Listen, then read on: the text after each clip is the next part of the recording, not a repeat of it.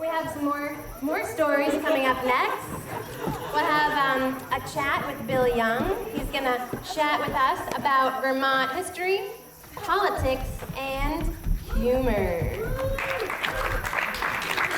Oh, wake up, everyone! Let's get louder. You better watch it. I'll get you up here doing handstands. Thank you.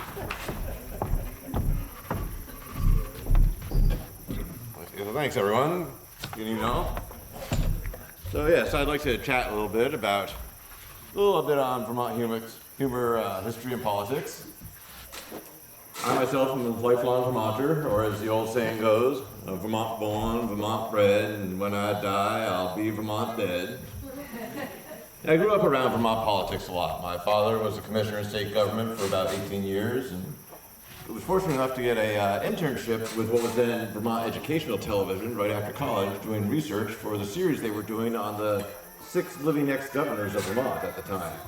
Got to meet with most of them, and worked in public access television for a number of years, videotaping I don't know how many municipal and some regional and state meetings and political events and programs.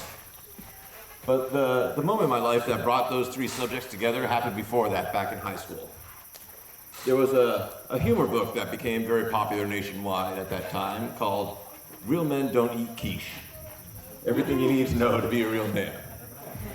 It wasn't long after that then UVM political science professor Frank Bryant and his cohort Bill Mayers, drawing inspiration from a roadside sign they saw somewhere east of Hardwick, as they say, wrote their own little humor book called Real Vermonters Don't Milk Goats.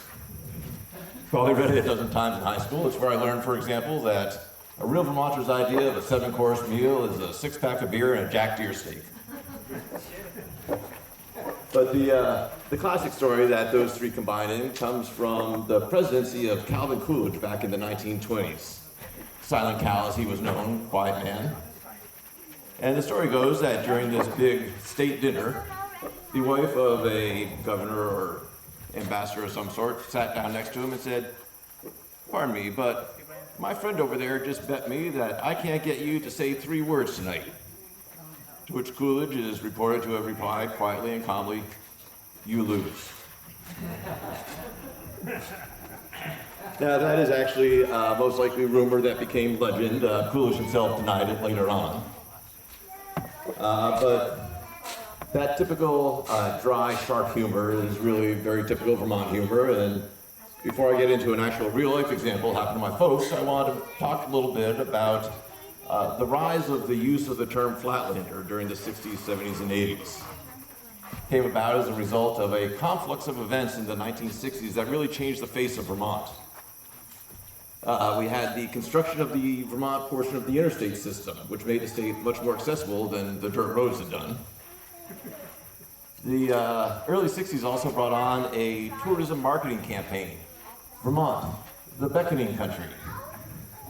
So successful, it was too successful.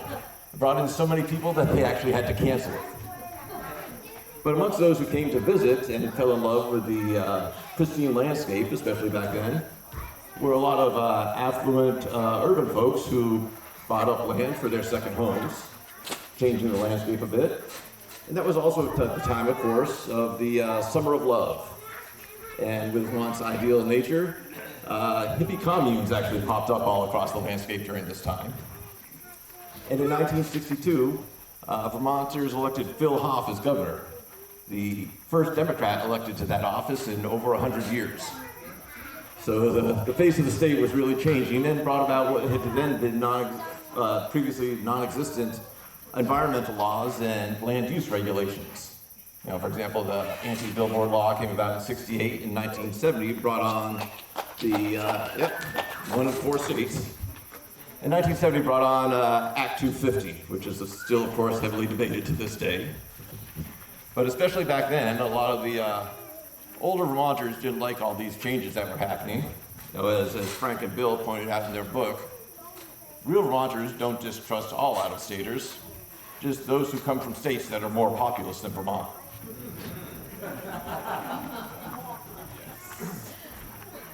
And of course, the stereotype often true, especially back then, was that you could tell a Flatlander just by looking at them.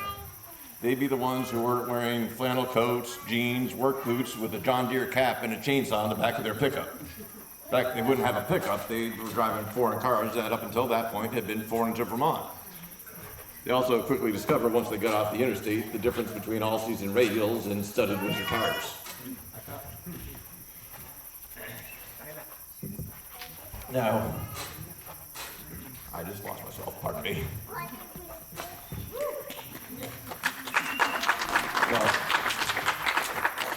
So it was during this time, about 1975, maybe 76, my folks were at the Heartland General Store.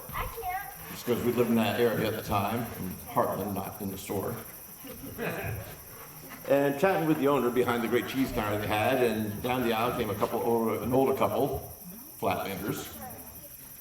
And if the appearance didn't clue you in quick enough, they proved it themselves by going up to the counter and interrupting. The man in the group said to the owner, excuse me, what's the smallest piece of cheese I can buy and how much is it going to cost me? To which the owner immediately and earnestly replied, well, you can sniff the knife for free. My folks, as quickly as they could without being obvious, had to get out of there so they didn't laugh and ruin that joke, and then sat in their car and howled right afterwards. So that's my time, my stories. Thanks so much. Have a good night.